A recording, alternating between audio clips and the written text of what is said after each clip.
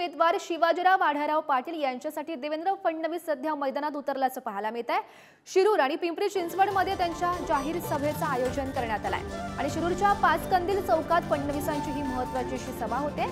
तर शिवाजीराव आढळराव पाटील त्यांच्या प्रचारासाठी देवेंद्र फडणवीस आता आपल्याला मैदानात उतरल्याचं पाहायला मिळत आहे आणि आज महत्त्वाची अशी सभा त्यांची पार पडणार आहे। शिरूर आणि पिंपरी चिंचवडमध्ये जाहीर सभेचं आयोजन करण्यात आलंय। शिरूरच्या पाचकंदील चौकात फडणवीस यांची आज ही जाहीर सभा पार पडेल। तर महत्त्वाची बातमी आपण पाहतोय, शिवाजीराव आढळराव पाटील यांच्या प्रचारासाठी आता देवेंद्र फडणवीस मैदानात उतरल्याचं पाहायला मिळत आहे आणि शिरूरच्या पाचकंदील चौकात फडणवीसांची ही महत्त्वाची सभा पार पडणार आहे आणि या ठिकाणी सुद्धा महायुतीकडून जोरदार शक्ती प्रदर्शन आपल्याला पाहायला मिळेल। शिरूरमध्ये दुपारी 11 वाजता देवेंद्र फडणवीस यांची ही महत्त्वाची अशी सभा होईल तर दुसरी सभा ही 2 वाजता पिंपरी चिंचवड येथे पार पडणार आहे। तर 2 महत्त्वाच्या सभा या देवेंद्र फडणवीस यांच्या अध्यक्षतेखाली आज पार पडणार आहे। जोरदार शक्ती प्रदर्शन आपल्याला महायुतीकडून या ठिकाणी पाहायला मिळेल आणि या सभेतून देवेंद्र फडणवीस नेमकं काय बोलतात हे पाहणं सुद्धा महत्त्वाचं ठरणार आहे।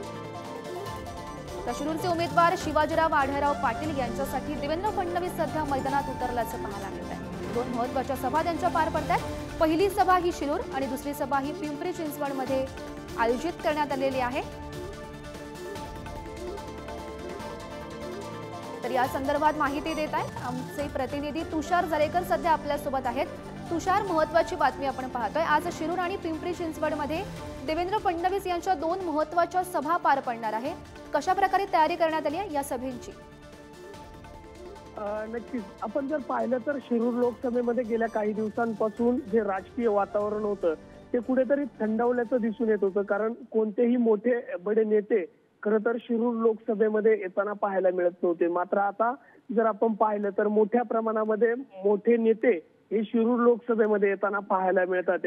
आज शिरूर लोकसभेमध्ये महायुतीचे जे उमेदवार आहे शिवाजी आढळराव पाटील यांच्या प्रचारार्थ जर आपण पाहिलं तर आज देवेंद्र फडणवीस हे मैदानात उतरताना पाहायला मिळतात।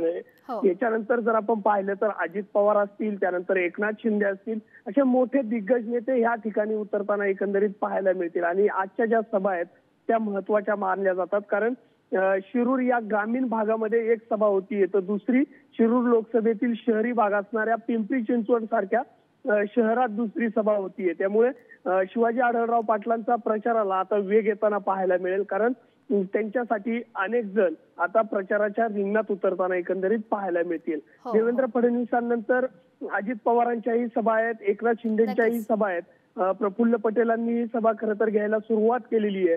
त्यामुळे आता प्रचाराची जी रणधुमाळी आहे ती आता वाढताना पाहायला मिळेल। त्यामुळे आजच्या सभेमध्ये देवेंद्र फडणवीस काय बोलतायत हे पाहणं तितकंच महत्त्वाचं ठरणार आहे।